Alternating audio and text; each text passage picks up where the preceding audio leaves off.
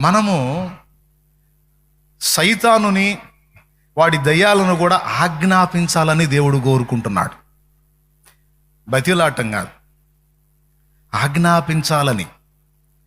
ఇప్పుడు ఉదాహరణకి ఎవరన్నా దయ్యం బట్టి వచ్చారనుకో నీ దగ్గరికి, బ్రదరు భక్తుడివి, నువ్వు దయ్యం పట్టింది, ఒక ఆమెను తెచ్చారు, నువ్వేం చేస్తావు? అక్క నువ్వైతే ఏం చేస్తావు? ఏం చేస్తావు నేను చెప్పనా? ఆ దయ్యం పట్టిన మనిషి వచ్చి అంటే నువ్వేం చేస్తావు అంటే స్తోత్రం స్తోత్రం స్తోత్రం ప్రభా అని చెప్పని ఫస్ట్ చేసేవనే ముసుకి.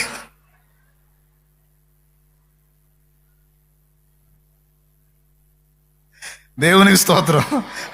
ఫస్ట్ చేసే పని ఏంది? ప్రభా నీకు స్తోత్రం నాయన అని చెప్పని ముసుగేసుకొని హల్లెలూయా హల్లెలూయా హల్లెలూయా ప్రభా యేసు నామములో ప్రభా ఈ దురాత్మ నాయన. అవునా కదా? ఇప్పుడు ఉదాహరణకి ఎవరన్నా నీ దగ్గర తెచ్చారనుకో, అక్క అక్క ఈ మనిషికి దయ్యం పట్టింది అక్క ప్రార్థన చేయకని తెస్తే నువ్వేం చేస్తావు చెప్పు? ప్రార్థన చేస్తావు లేదా? బైబిల్లో ఎక్కడన్నా ఉందా మనం చేసే పని చేయమని? బైబిల్ ఎక్కడన్నా ఉందా? దురాత్మ పట్టిన వాళ్ళు ఎదురుకొస్తే వెంటనే సేవకులైనా విశ్వాసులు ఎవరైనా సరే స్తోత్రం స్తోత్రం స్తోత్రం ప్రభా యేసు నామములో నా తండ్రి దయ్యం వెళ్ళిపోవాలి ప్రభా, ఇప్పుడే వెళ్ళిపోవాలా అని చెప్పని ప్రార్థన చేయమన్నాడా? అన్నాడా? మరేమన్నాడు? అపోస్తలులు ఏం చేశారు? యేసయ్య ఏం చేశాడు? దయ్యాలు పట్టినోడు ఎదురొచ్చినాడు అనుకో యేసయ్యకి, పరలోకపు తండ్రి నీకు స్తోత్రం, ఇదిగో ఈ దురాత్మను బంధించి అన్నాడా? ఏ అపవిత్రాత్మ వెలుపలికి రా అన్నాడు. ఆజ్ఞాపించాడా లేకపోతే బ్రతిమలాడా? అందరు చెప్పాలి. మరి మనం ఏం చేస్తున్నాం? దెయ్యం పట్టిన వాళ్ళు ఎదురు రాగానే వెంటనే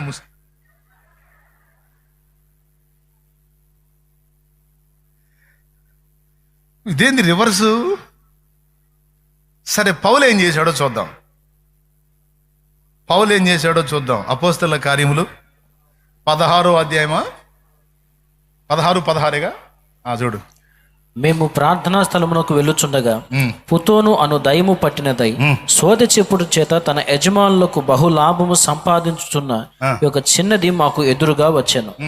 ఆమె పౌలును మమ్మను వెంబడించి, ఈ మనుషులు సర్వోన్నతుడైన దేవుని దాసులు, వీరు మీకు రక్షణ మార్గము ప్రచురించువారై ఉన్నారని కేకలు వేసి చెప్పాను. అయిపోయింది. ఆమె ఇలాగు అనేక దినములు చేయుచుండెను గనుక పౌలు వ్యాకుల పడి దాని వైపు తిరిగి, నీవు ఈమెను వదిలిపోమ్మని యేసుక్రీస్తు నామమున ఆజ్ఞాపించుచున్నానని ఆ దయ్యముతో చెప్పాను. ఆజ్ఞాపించుచున్నాను అన్నాడా? బతిమాలుచున్నాను అన్నాడా? మనం ఏంది రివర్స్ చేస్తున్నట్టున్నాగా? గో దయ్యం గో ఎల్లు, అర్థం చేసుకో, ఓ పాస్ గారు దురాత్మ పట్టిన వ్యక్తి దగ్గరికి పోయాడంట. గో వెళ్ళు అన్నాడంట. నేను పోను అందంట. ఇదిగో నేను సేవకుడిని, నువ్వు దెయ్యాన్ని, అయితే మర్యాద ఉండాలి మనకి. నేను చెబుతున్నా పో అన్న. నేను పోను అందంట. ఇంత సేవకుడిని కూడా గౌరవం లేదు నీకు? పో. నేను పోను. పోను ఇంత మర్యాద తిన్నప్పుడు నేనే పోతా పో అన్నాడు.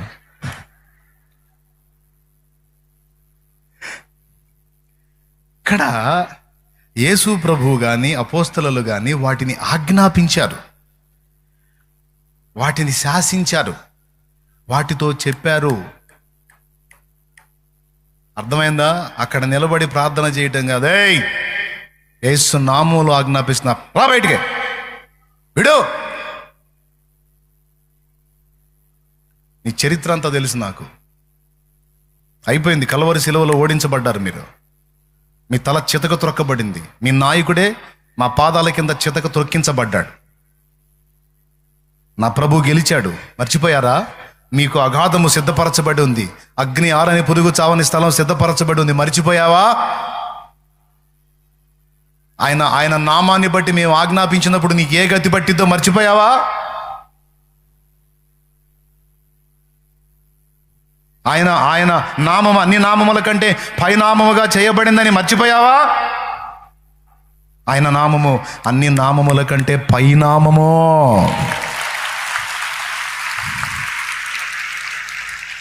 హల్లెలూయా, హల్లెలూయా. రా బయటికే.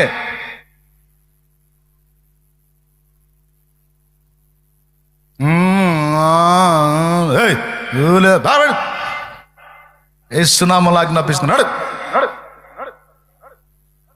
ఈ గద్దించుడే. యేసయ్యను చూడండి, అపోస్తలులను చూడండి. అపవిత్రాత్మలను వారు గద్దించారు, యేసు నామమున ఆజ్ఞాపించారు. ఫస్ట్ మనం దేవునికి ఏ విషయాలలో మనం ఆజ్ఞాపించవచ్చో అది ఏ విషయాన్ని బట్టో అక్కడ తండ్రి కొడుకుల చనువును బట్టి, తండ్రి కూతుళ్ళ చనువును బట్టి మనం కమాండ్ చేసినప్పుడు దేవుడు వింటాడు. అది ఒక కారణం. ఇక్కడ తండ్రి అధికారమును బట్టి, యేసుక్రీస్తు ద్వారా మనకు లభించిన అధికారమును బట్టి ఆజ్ఞాపించమన్నాడు. ఇది మనం గ్రహించాల్సిన విషయం. దయ్యం పట్టినప్పుడు హల్లెలూయా స్తోత్రం ప్రభువా, ముసుకేసుకుని ప్రేమగల పరిశుద్ధ తండ్రి నీకు వందనాలు, ఈ బిడ్డకి దయ్యం పట్టింది ప్రభువా, అయా హల్లెలూయా స్తోత్రం నాయన అంటే అది కూడా లేదు అంటుంటుంది. ఈ ముచ్చట్లు కాదు అక్కడ. మరి అట్లయితే ఉపవాస ప్రార్థన వల్లనే కానీ ఇలాంటివి వదిలిపోవటం అసాధ్యమని ఉంది కదా. మరి దాని సంగతి ఏంటంటే, దెయ్యం పట్టినోడి దగ్గర ఉపవాసం ఉండమన్నట. దేవునికి స్తోత్రం, హల్లెలూయా. దెయ్యం పట్టినోడి దగ్గర పోయి ఉపవాసం ఉండమల్ల. ఉపవాస ప్రార్థనలో ముందు సిద్ధపడండి, దయ్యం దగ్గర పోయి ఆజ్ఞాపించండి. హల్లెలూయా. ఎంతమందికి అర్థమైంది? ఇప్పుడు ఏం చేస్తారు? ఇక దయ్యం పట్టిన వాళ్ళు ఎదురుకొస్తే ఏం చేస్తారు? హల్లెలూయా ప్రేమ కలిగిన పరిశుద్ధత.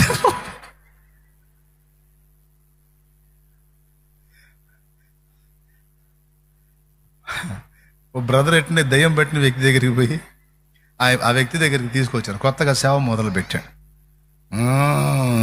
నవ్వుతుందండి. బాగా మొహం ఎదురుగా పోయి వేసునా ప్రభా స్తోత్రం హల్లెలూయా హల్లెలూయా అని ప్రార్థన మొదలు పెట్టాడు. ఏ పో అని లాగి తలకాయ వెనక్కి తీసి ఒక్క గుద్దు ముక్కుకు పెట్టి గుద్దింది. ఆ ముక్కు బెదిరి రక్తం వచ్చింది. ఆ రక్తం చూసి అప్పటిదాకా హల్లెలూయా హల్లెలూయా అన్నాడు. ఇక పట్టుకొని బాధటం మొదలుపెట్టాడు. ఒక దురాత్మ ఒక వ్యక్తిని శోధించినప్పుడు, ఒక వ్యక్తిని ఆవరించినప్పుడు, దేవుని కుమారుని యొక్క రక్తము చేత విమోచింపబడి ఆ అధికారం పొందిన మనమేమి చేయాలో స్పష్టంగా చెప్పాడు గ్రంథములో. ఆజ్ఞాపించు, అంతే కంట్రోల్ అయిపోద్ది అన్నాడు. అంతే. నువ్వు విశ్వాసముతో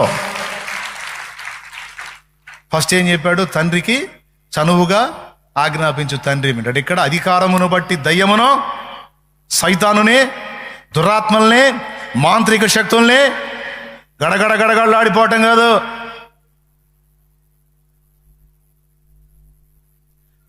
వామ్మో పెద్ద మాంత్రిక శక్తి అంట, అదంట ఇదంట. మాంత్రిక శక్తి లేదు, పిశాచి శక్తి లేదు, దయ్యపు శక్తి లేదు. ఏదైనా అన్ని నామముల కంటే పైనామం యేసునామం. ఆ నామము అన్నిటికంటే పైన ఉంది, అన్ని కిందే. నువ్వు ఎంతలో మాంత్రిక శక్తి చెప్పినా, ఎంత దుష్ట శక్తి చెప్పినా, ఎంత గొప్ప శక్తి అని చెప్పినా, ఇన్ని శక్తుల మీద అధికారం యేసుది. కావాలంటే చూడు, పేతురు రాసిన పత్రిక, మొదటి పత్రిక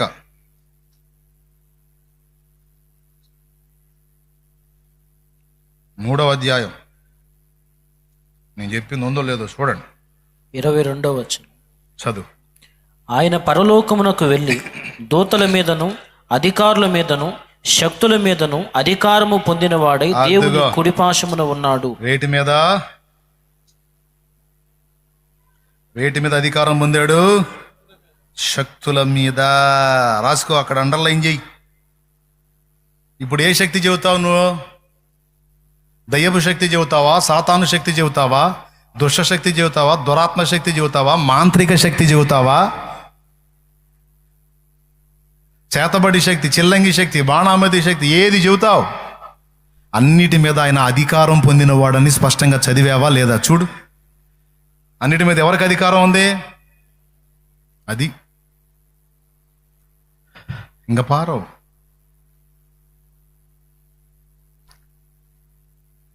ఇది రెండవ సంగతి. వాటిని మనం ఏం చేయాలి? ప్రభా ప్రభా దురాత్మ తండ్రి, అయ్యో ప్రభా అనమన్నాడా? అప్పుడు ఆయన పనికి మాలిందనా ప్రభా ప్రభా అయ్యో ప్రభా అయ్యా పనికి మాలిందనా పని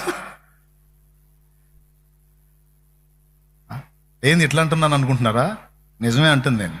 విశ్వాసము లేని దానా, విశ్వాసము లేని వాడా, నేను నీకు ఆజ్ఞ ఇవ్వమని చెప్పాను రా నాయన, పిచ్చి తల్లి, నీకు ఆజ్ఞ ఇవ్వమని చెప్పాను, దాన్ని ఆజ్ఞాపించమని చెప్పాను. నేను దడుచుకొని వణికిపోతున్నాయి.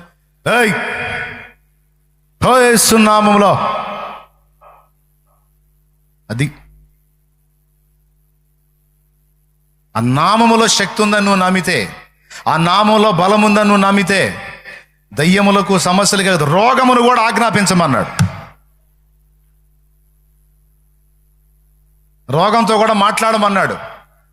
అపోస్తల కార్యం 3వ అధ్యాయం 4వ వచనం. పేతురును యోహాను వాడిని తేరి చూచి మా తట్టు చూడమనిరి. వాడు వారి యొద్ద ఏమైనా దొరుకునని కనిపెట్టుచు వారి యందు లక్ష్యముంచెను. అంతటా పేతురు, వెండి బంగారములు నా యొద్ద లేవు గాని నాకు కలిగినదే నీకు ఇచ్చుచున్నాను. నజరేయుడైన యేసుక్రీస్తు నామమున నడువుమని చెప్పి వాని కుడి చెయ్యి పట్టుకుని లేవనెత్తెను. అది కాసేపు ప్రార్థన చేయలాడా, అదే రహస్యం, వింత. కాసేపు ప్రభువా స్తోత్రం హల్లెలూయా గ్లోరీ అని చెప్పని ప్రార్థన చేయలా. ప్రార్థన చేసే కాడ చేశారు, శక్తి పొందే కాడ పొందారు. సీన్లోకి వచ్చినప్పుడు ఇక ప్రార్థనలు కాదు. చల్ లే లే యేసు నామములో లే.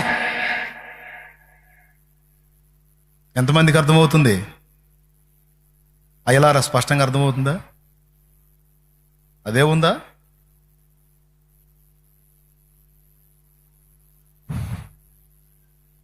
సంఘములో ఎవరైనా రోగులై ఉంటే సంఘపు పెద్దలను పిలిపించి నూనె రాసి ప్రార్థన చేయమన్నాడు. అంతవరకు అక్కడ చెప్పాడు. కానీ ఇక్కడ సంఘములో వ్యక్తులు కాదు, వీళ్ళు బయట వాళ్ళు. వాళ్ళ ఎదుట కార్యం చేసేటప్పుడు ఆన్ ది స్పాట్ చేసేశారు.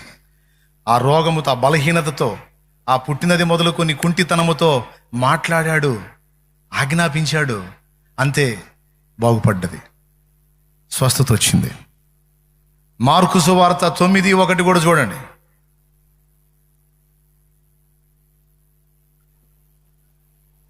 మరియు ఆయన ఇక్కడ నిలుచున్న వారిలో కొందరు దేవుని రాజ్యము బలముతో వచ్చి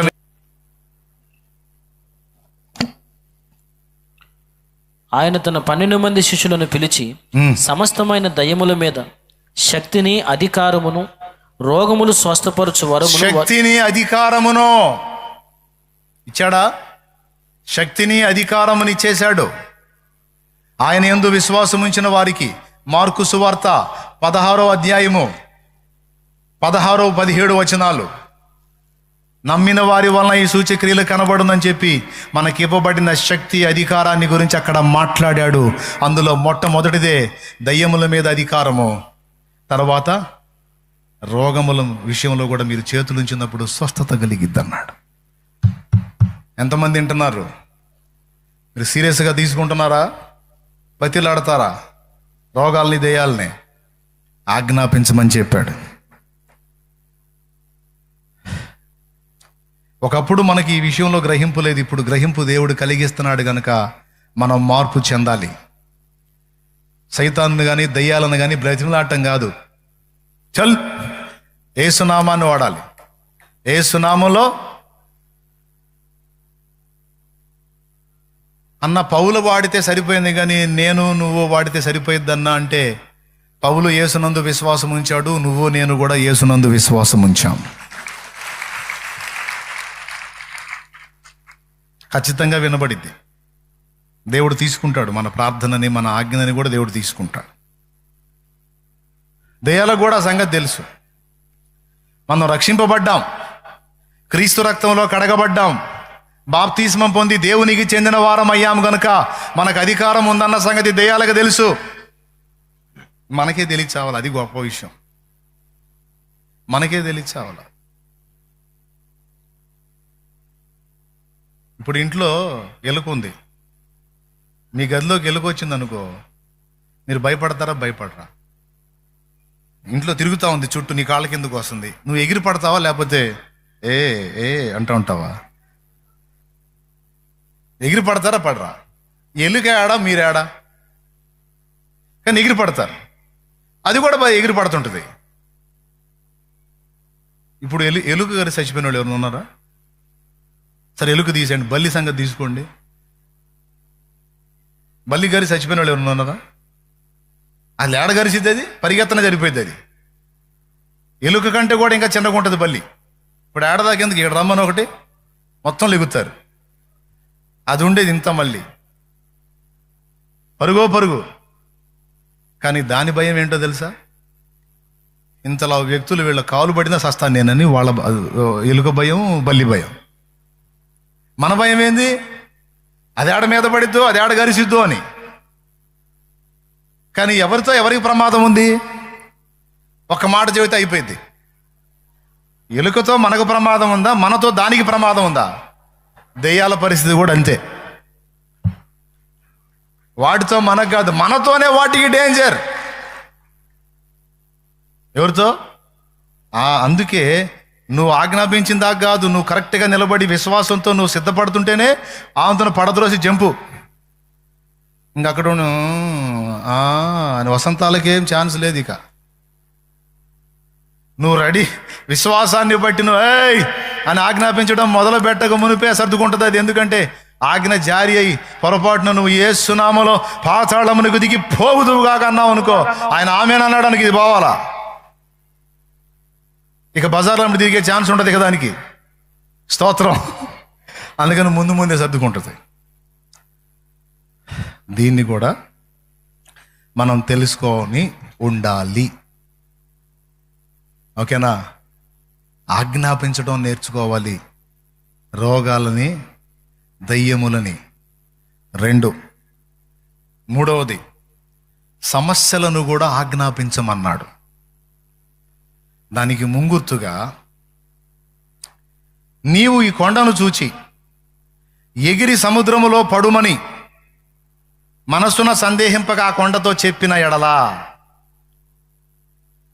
అది అలాగూ జరుగునని మీతో నిశ్చయముగా చెప్పుచున్నాను అన్నాడు మార్కు సువార్తలో. ఎక్కడ?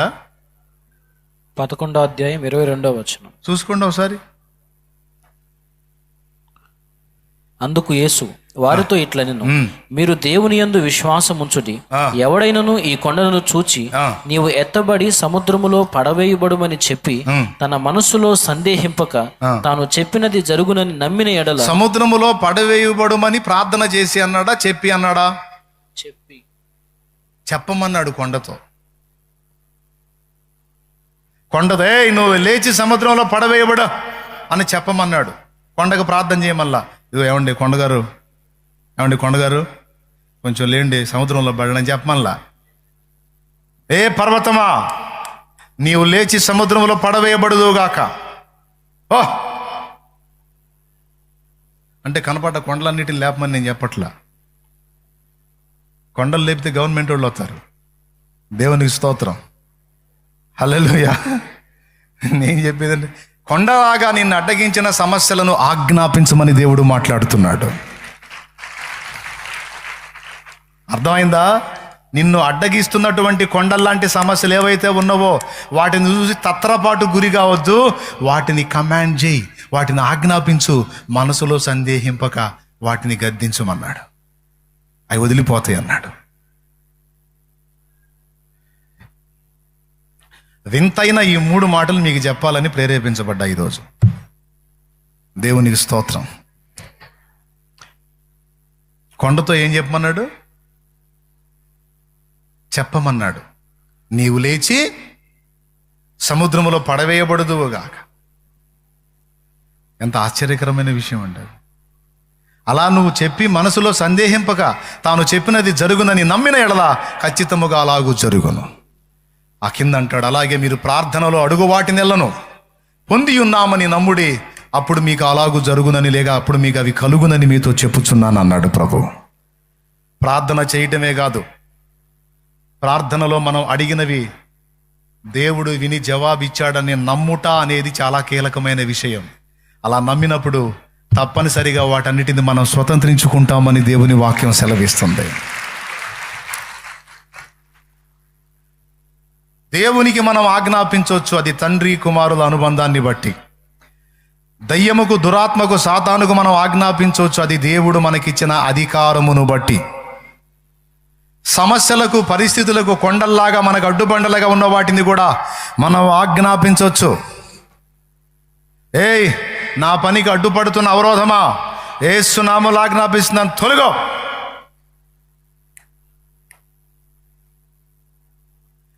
నా బిడ్డ కార్యాలకు అడ్డుపడుతున్న అవరోధమా, యేసు నామములో ఆజ్ఞాపిస్తా, తొలగో.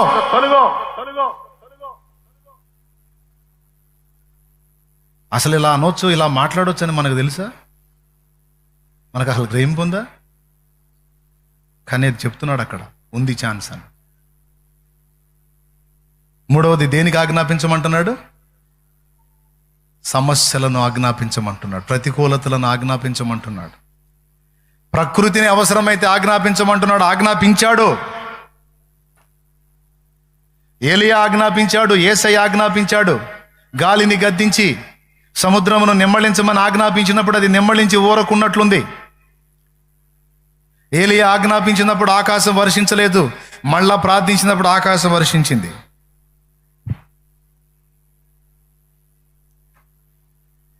హల్లెలూయా. 3 సంగతులు ఆజ్ఞాపించటం నేర్చుకుందామని దేవుడు, పరిశుద్ధాత్మ దేవుడు బయలుపరుస్తున్నాడు. భయపడి వణిగిపోవటం, కృంగిపోవటం, కుమిలిపోవటం, దిగజారిపోవటం, విచారపడటం తీసేయండి, ఆజ్ఞాపించటం నేర్చుకోండర్రా అని మాట్లాడుతున్నాడు ఆయన. శాసించటం నేర్చుకోండి, గద్దించటం నేర్చుకోండి, కమాండ్ చేయటం నేర్చుకోండి పరిస్థితుల మీద. ఇంకేం కావాలి ఇప్పుడు చెప్పు? చిన్నదానికి పెద్దదానికి కుప్ప ముందేసుకొని కుయ్యో మొర్రో అని మొత్తుకోమని చెబుతున్నాడా? గద్దించటం నేర్చుకోమంటున్నాడు, శాసించటం నేర్చుకోమంటున్నాడు, కమాండ్ చేయటం నేర్చుకోమంటున్నాడు, అన్నీ ఆయన కాలి కింద ఉన్నాయని గ్రహించమంటున్నాడు. 3 సంగతులు చెప్పా. సోదరా, ఇక కంక్లూజన్కి వస్తా, ఫైనల్ ఫినిషింగ్ టచ్. సంతోషంగా స్తోత్రం చెప్పుకో. అమ్మో, ముదిరిపోయారు మీరు, దేవునికి స్తోత్రం. అయితే ముగించలే, ఇంక 2 మాటలు చెబుతాలి. ఇప్పుడు చెప్పండి స్తోత్రం. రైట్, మొత్తం అందరి మైండ్లు కరెక్ట్గా ఉన్నాయి. ఇప్పుడు దేవునికి ఆజ్ఞాపించాలన్నా, దురాత్మలకు ఆజ్ఞాపించాలన్నా, సమస్యలకు లోబడాలన్నా, సమస్యలు లోబడాలన్నా మనకి ఒకటి ఉండాలి. అదేమిటంటే దేవుని కుమారుడు, దేవుని కుమార్తె అనేటువంటి అర్హత మనకు ఉండాలి. అది లేకుండా మనం ఆజ్ఞాపిస్తే నడవదు. అయిపోయింది, ఫినిషింగ్ టచ్. అర్థమైందా? అది ఉండి మనం ఆజ్ఞాపించాలి. ఇప్పుడు దేవునికి కొడుకులం కూతుళ్ళం ఎప్పుడవుతాం? తనను ఎందరు అంగీకరించిరో, అనగా తన నామమందు విశ్వాసం ఉంచిన వారందరికీ. యోహాను సువార్త 1వ అధ్యాయము 12వ వచనం. అయ్యా ఇక్కడ వినండి నాయనలారా, అందరూ వినండి. ఈ 3 ఆజ్ఞలు మనం ఆజ్ఞాపించినప్పుడు దేవుడు కదలాలన్నా, దయ్యాలు పారిపోవాలన్నా, సమస్యలు లోబడాలన్నా మనకు ఒకటి ఉండాలని చెప్పాను. అదేమిటంటే దేవుడు మనల్ని కుమారులుగా ఆమోదించాలి, కుమార్తెలుగా ఆమోదించాలి. అది ఎప్పుడు జరిగిద్దో తెలుసా? మనం మారు మనసు పొంది, పాప క్షమాపణ నిమిత్తం బాప్తిస్మం పొంది, ఆయన మార్గములో నిలిచినప్పుడు ఈ హక్కు, ఈ అర్హత మనకు లభించింది. నువ్వు మారు మనసు పొందకుండా బాప్తీసం పొందకుండా దయ్యం దగ్గరికి పోయి ఏయ్ ఓ యేసునామంలో అన్నావు అనుకో, లాగి ఒకటి బీకిద్ది కన్ఫామ్. ఎందుకు తెలుసా? ఆ యేసు ఎవరో నాకు తెలుసు, దేవుడు ఎవరో నాకు తెలుసు. అసలు నువ్వేవుడిరా? అసలు నీకు ఆయనకి ఏం సంబంధం ఉండిందని నాకు జ్ఞాపిస్తున్నావు? ఏసునామో ఏసునామో ఏసునామో ఏసునామా? ఆ నామంలో ముందు నువ్వు రక్షించబడ్డావా? నువ్వు రక్షించబడ్డావా? అక్కడ హక్కు ఏమైనా ఉందా నీకు? అదే బాప్తీసం పొందినోడు అనుకో, ఇక దయ్యం ఆర్గ్యూ చేయదు. ఎందుకు? హక్కు. తండ్రి తనను అంగీకరించిన వారికి తన కుమారులు కుమార్తెలయ్యే హక్కు ఇచ్చేశాడు. చదువు. తన్ను ఎందరు అంగీకరించిరో వారికందరికీ, అనగా తన నామమందు విశ్వాసముంచిన వారికి దేవుని పిల్లలగుటకు ఆయన అధికారము అనుగ్రహించెను. అది లెక్క. విశ్వాసం ఉంచిన వారికి అధికారం అంటే, అన్నయ్య నేను మారు మనసు పొందలా, బాప్తీసం పొందలేదు, కానీ అంతా పెవ్వేనా అన్నయ్య? అంతా పెవ్వే. విశ్వాసం ఉంచాను అన్నయ్య, బాప్తీసం పొందలేదు కానీ విశ్వాసం ఉంచా అంటే నీకు అధికారం రాదు. ఒట్టి విశ్వాసం కుదరదు. ఎందుకంటే మార్కు సువార్త 16:15-16 చూసుకో. మార్కు సువార్త 16వ అధ్యాయము 15వ వచనం 16వ వచనం. మరియు మీరు సర్వలోకమునకు వెళ్ళి సర్వ సృష్టికి సువార్తను ప్రకటించుడి. నమ్మి బాప్తిసం పొందినవాడు రక్షింపబడు. అది బాప్తిస్మం పొందినవాడు ఎవరయ్యా అంటే నమ్మినోడు. ఈ నమ్మి బాప్తిస్మం పొందినవాడికి అధికారం ఇవ్వబడింది. అదేదనగా నా నామమున దయ్యములను వెళ్ళగొట్టుదురు, క్రొత్త భాషలు మాట్లాడుదురు, పాములను ఎత్తిపట్టుకొందురు, రోగుల మీద చేతులుంచినప్పుడు స్వస్థత నొందెదరు, మరణకరమైనది ఏది త్రాగినను మీకే హానియు చేయదు. అది ఎప్పుడయ్యా అన్నయ్య బాప్తీసం పొందలేదు కానీ నమ్మాను అన్నయ్య అంటే, ఐసా వైసా కహానీ బాత్ బోలేతో నై చల్తా భయ్యా. దేవునికి స్తోత్రం. హల్లెలూయా. అయినాడబో నేను ఒరిజినల్గా నమ్ముతున్నాను అంటే నువ్వు ఖచ్చితంగా మారు మనసు పొంది బాప్తిస్మం పొంది ఉంటావు. అలా పొంది ఉన్నోడే నిజంగా నమ్మినోడు, పొందనోడు నమ్మనట్టే. ఎంతమందికి అర్థమైంది? ఇప్పుడు మీకు ఈ హక్కు, దేవుని దగ్గర ఆ చనువు రావాలన్నా ముందు కొడుకువి కూతురివి కావాలి, దత్తత స్వీకారం జరగాలి, అప్పుడు సాగించుకో. నీ సాగింపు నడుస్తుంది. నువ్వు రక్షణలోకి రాకుండా తండ్రి ఇదిగో ఇదంతా చేసే ఆజ్ఞాపించావు అనుకో, ఎవడురా నువ్వు అంటాడు. నువ్వు తండ్రి అని అంటున్నావు, అసలు నీకు నాకేం సంబంధం అంటాడు. అదే మారు మనసు పొంది బాప్తీసం పొందావు అనుకో, రైట్ నీవు నా కుమారుడివి, నా కుమార్తెవి, ఎందుకంటే నా రక్తంలో కడగబడ్డావు, నీకు అర్హత ఉంది అంటాడు. స్పష్టంగా అర్థమైందా? మళ్ళీ ఇంకొకసారి చెప్పమంటున్నాను. ఎంతమందికి అర్థమైంది చెప్పండి. కొంతమంది అట్లాగా సరిగ్గా చేతులు ఎత్తండి. ఏమైంది? నిజంగా అర్థమైందా? ఈ 3 ఆజ్ఞలు, ఇప్పుడు దయ్యం లోబడాలన్నా కూడా మనం రక్షింపబడిన వారమై ఉండాలి. సమస్యలను గద్దించినప్పుడు అవి లోబడాలన్నా రక్షింపబడిన అనుభవం కలిగి ఉండాలి. ఈ రక్షణానుభవం లేకుండా ఈ 3 జరగవు. ఈ 3 జరిగించడానికి కావలసిన తాళపు చెవే రక్షణ. మారు మనసు పొంది బాప్తిస్మం పొంది ఉండాలి. పొందిన వాళ్ళు చేతులు ఎత్తండి. మీరు ఆజ్ఞాపిస్తే ఈ 3 జరుగుతాయి. దించండి. నేను ఇంకా పొందలేదు అన్నవాళ్ళు చేతులు ఎత్తండి. నేనేం తిట్టంలే, భయపడకుండా చేతులు ఎత్తండి. నేను ఇంకా పొందలేదు అన్నయ్య, కదిలిచ్చండి చేతులు ఇట్లా. పొందలా మీరు ఆజ్ఞాపిస్తే జరగవు. మీరు ఆజ్ఞాపించినప్పుడు కూడా అవి జరగాలంటే ముందు మారు మనసు పొంది మీ పాపములన్నీ కడిగేసుకొని బాప్తిస్మం పొంది దేవుని కొడుకులు కూతుళ్ళు అయితే ఆ అధికారము, ఆ హక్కు, ఆ అర్హత, ఆ అభిషేకం మీకు వచ్చింది. అయిపోయింది. ఇంకలేండి. ఏందనుకున్నా మరి, పెందలాడు కూడా ముగిస్తాను నేను. లేండి.